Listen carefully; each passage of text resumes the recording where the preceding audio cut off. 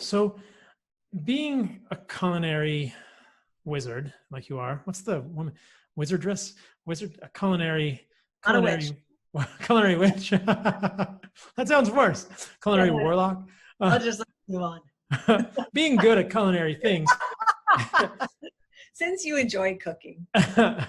What are some, people always ask me this, and how do you like to do some organ meats? Like, give us some ideas for how you incorporate organ meats. When I've come to Belcampo, you've just cooked me liver, and it's, when you cook it, it's amazing. You can just pan fry it, and it's good. But like, how do you like to get organ meats into your diet and your kids' diets? Just let's give the listeners some basics to start from.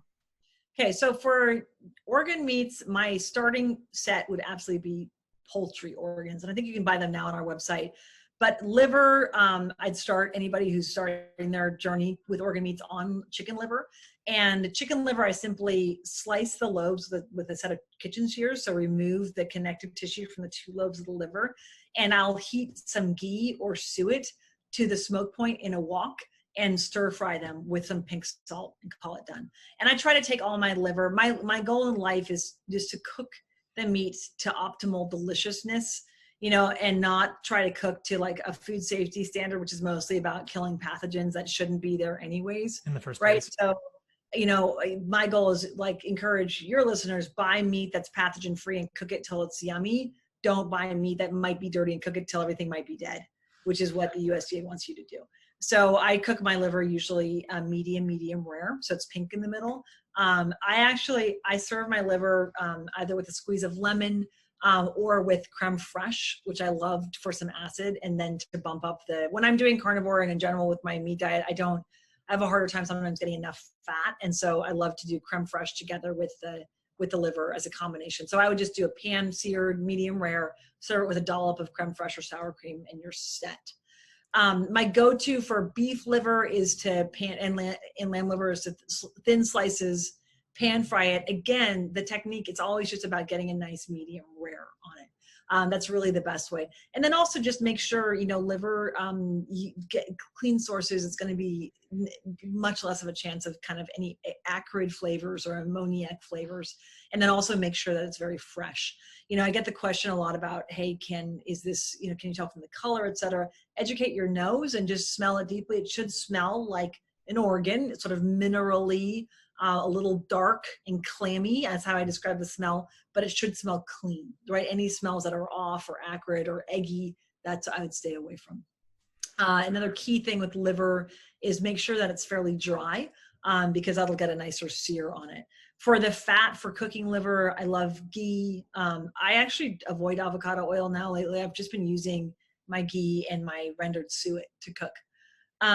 For heart, I had this for dinner last night. My very favorite way to prepare heart is I make anticuchos, which I'll make a marinade that's mostly cumin, a mild chili pepper, and oil. I use suet for that as well, for the oil, garlic, and oregano in that, and marinate it, and I'll keep it in my fridge for a couple of days that way, and then fry up the individual chunks. So it's like a nice heavy kind of like marinade crust on the heart chunks. I have a recipe for that on my personal Instagram feed on Anya, and that's an IGTV recipe, but that's a delicious dish, just an anticucho, traditional spice crusted one.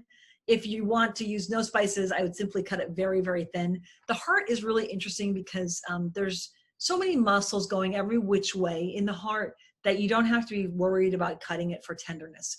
You can pretty much slice it any way. It's kind of like an avocado, compared to slicing an orange, right? Where you can just cut into any way and it's going to be okay, regardless of the meridian alignment. So with your heart, you can just kind of cut slices of it, cut them thin, sear them, and you're good to go. I also recommend considering like an after marinade with the heart. Do a nice medium rare on it and then toss it with a chimichurri or a yummy marinade afterwards. I do the same approach with a lamb heart. And then with chicken hearts, I eat those all the time, just deep, like I do a really hearty amount of of ghee or suet, and then I'll do a stir fry on my chicken hearts. What about do not overcook them. So yeah. What about sweetbreads? How do people make sweetbreads? So I got to work on a sweetbread recipe that's a bit more approachable because my recipe is pretty hardcore and that takes a long time. It's so delicious though. Do a low wood fire. So I cook a wood fire down to embers and then I put them on for 3 hours over embers. And sweetbreads, just so you'll know, it's thymus? Is it also pancreas? Is it a combination of both? It's a thymus gland. It Just can be, thymus. yeah, it depends on your source. There are people that put other glands in there as well. Oh, We simply do the thymus. The more correct one is to call it the thymus. I think there's some of the traditional sort of broader categories that had both in it. For us, it's a thymus, very, very nutritionally dense, high in fat, amazing. freaking delicious. One of those meats that you can actually just feel it in your body when you eat it. You know, you're like really, really invigorated by that. You don't need a lot. But yeah, I'll just do a low and slow over the open fire. I'm sure you could do the same thing on a Traeger, put it at like a 220 on a Traeger for a couple hours.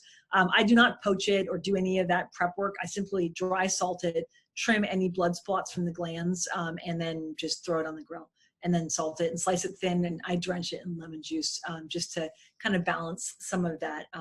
The more, there's some flavors in the thymus that are like slightly eggy and intense, delicious, but the lemon and some citrus or acid on it, sherry vinegar is another way to dress that, to kind of counterbalance that.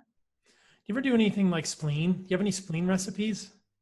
Oh, I do not have any spleen recipes. I could get my hands on some spleen, but I don't cook it too often.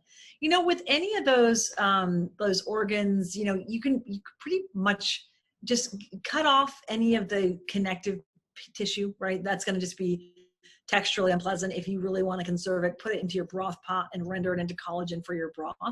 But I would typically just sear it in ghee, salt it pretty heavily, and go for like a medium or a medium rare.